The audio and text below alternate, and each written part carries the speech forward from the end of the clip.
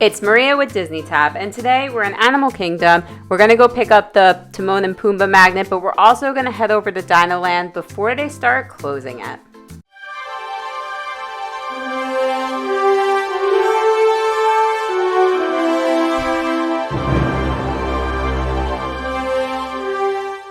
Today we're in Animal Kingdom, and I'll be honest with you, this is a good park. It is not my favorite. I love the animals, but this park is extraordinarily hot, and I know that can be debatable. Today, I want to head over and pick up the magnet and also see Dinoland one more time before they start closing it. Just a quick tip, when you're coming into security in Animal Kingdom, if you head all the way over to the left, there is a security line that is just for people walking. It is not for strollers or wheelchairs, and it usually doesn't have a line. So head all the way to the left, and you might be able to bypass a lot of the security lines. As you can see through my video, the park is completely packed today. But watch the difference when you're heading over into Dinoland to see exactly how many people are in that part of the park. Now, if you've never been to Animal Kingdom, you can either go right or left when you come into the park. It'll end up in the exact same spot. Now we're passing the Wilderness Explorer. This is pretty cool, great thing for kids to do. You just have to stop and get a book. It is completely free. They have different activities and booths set throughout the park where your children can learn important wilderness skills, just like Russell from Up, or do some animal observation. There is actually over 25 badges that they can earn, and if they earn them all, they have the right to echo the Wilderness Explorer call, caw, caw, roar. Now let's head on over to Dinoland. Dinoland is going to be rethemed and opening Tropical Americas where it is now in 2027. Supposedly they will be starting construction in Dinoland this fall, but we're heading over here just because I don't know when I'm going to be heading back to Animal Kingdom, and I want to make sure I get one last look. So this is the Boneyard. The Boneyard's a place for the kids to go and play. The one thing I loved about this part of the park is that there was one entrance and one exit, so I never had to worry about the kids going in a different exit. You can actually climb the bridge over the walkway that you walked under, and over there is a dig site for the kids to actually dig for dinosaur bones. It's a great place if you're looking for some shade, especially in Dinoland. Dinoland, I feel like, does not have a lot of shade here, and it is almost like a parking lot. So when we're walking down a little bit further, you have Triceratops Spin, which is just like Dumbo or the Magic Carpet with Aladdin. This part of the park is Dinorama, and they framed it after a street carnival. I feel like it's more like a boardwalk that you see at the shore.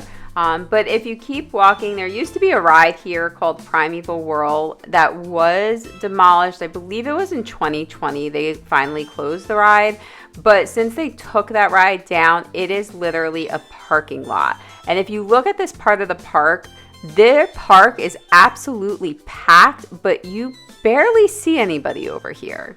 I'm actually really glad that they are retheming this area because my hope is that it'll draw the crowds out of Pandora, and so that way the crowds are more evenly dispersed, because then there'll be more rides and more things to do.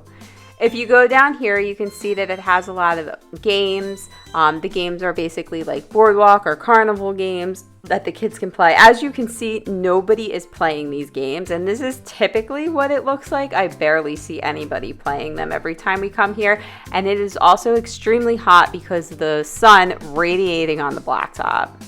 I might complain a lot about Dinoland in general, but my kids love it. It's a great place for them to get some fun rides and meet some characters. So there's Donald right outside of Dinorama. Again, we don't know how much longer he's going to be here, but at least we can say hi to him today. And then we're going to head on over to Dinosaur. Dinosaur is pretty cool. It is a ride where you go back in time and you have to escape before the meteor hits that made the dinosaurs extinct. So when you're going through the queue, it's pretty cool because the meteorites that you see in the queue are actually the real deal. And it's either genuine or it's an actual cast of an authentic item.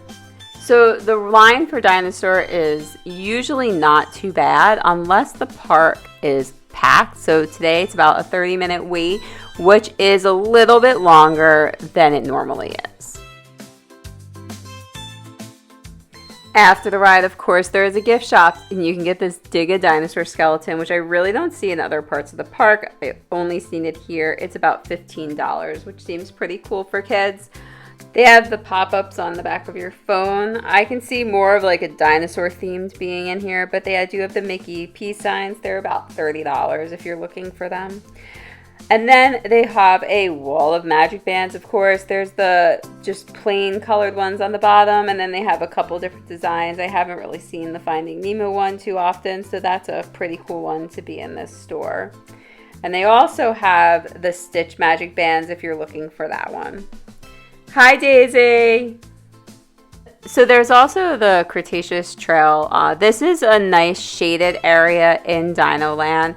It's a little trail. It's very peaceful. I don't see many people here unless they're waiting for characters. So if you're looking for a place for some quiet, because I know it can be insane sometimes in Disney World, this is definitely a nice trail.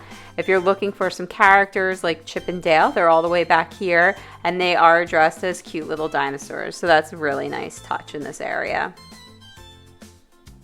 So the big question is, are you excited that Dinoland is closing?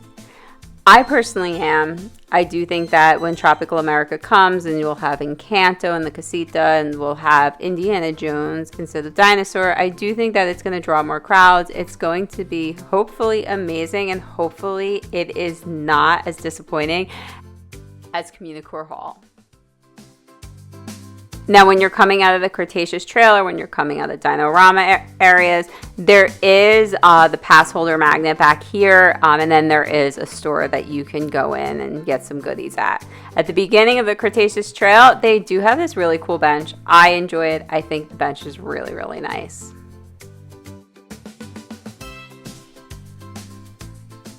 And you can see Triceratops spin just like Dumbo.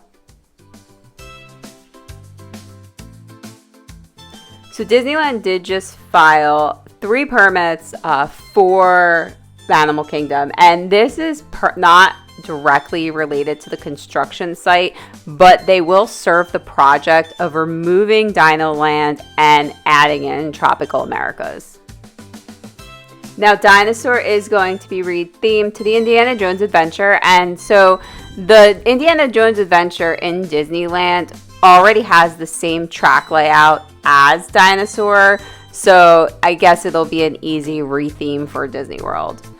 So now we're going to exit Dinoland and head back over to Discovery Island.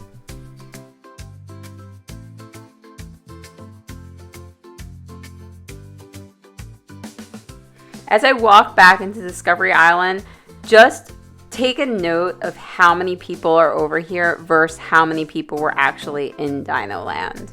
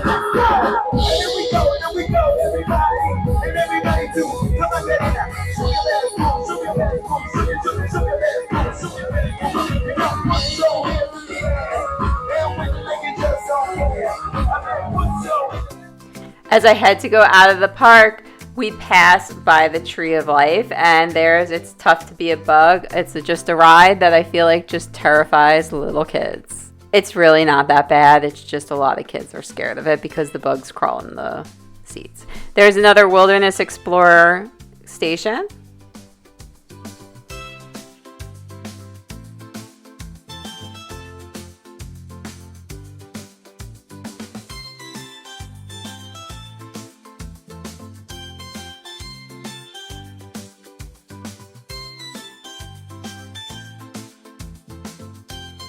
Halloween merchandise is back, and these are some light up pumpkins. They're about $60 if you're looking for some.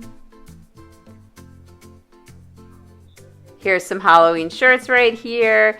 These are 2 for $25, but you have to buy 2 of them for that price. They have lots of different styles. This is a cute Donald one.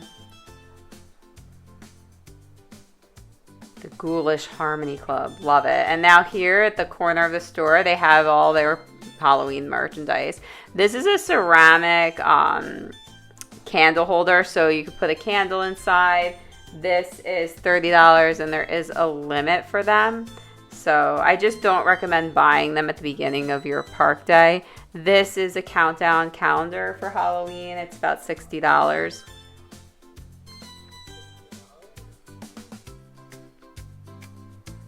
And then we got some snow globes. They have, it's not, I thought it was bats at first that are in it, but it's just little black specks that are floating around. They have this Halloween light up necklace. It's pretty cool. There's no price on this one right now, so probably have to look further into the store. If you're a big fan of the Nightmare Before Christmas, they have a lot of different decorations for that. That you can take a look at. I really like these. These are the Oogie Boogie Man candle holders. And then obviously they have the Mickey ears, but they're in the Nightmare Before Christmas. They have t-shirts. They have a backpack, which I absolutely love. These super nice Halloween style candy corn lounge flies. They're about $98. They have some glow-in-the-dark shirts, which are really cool.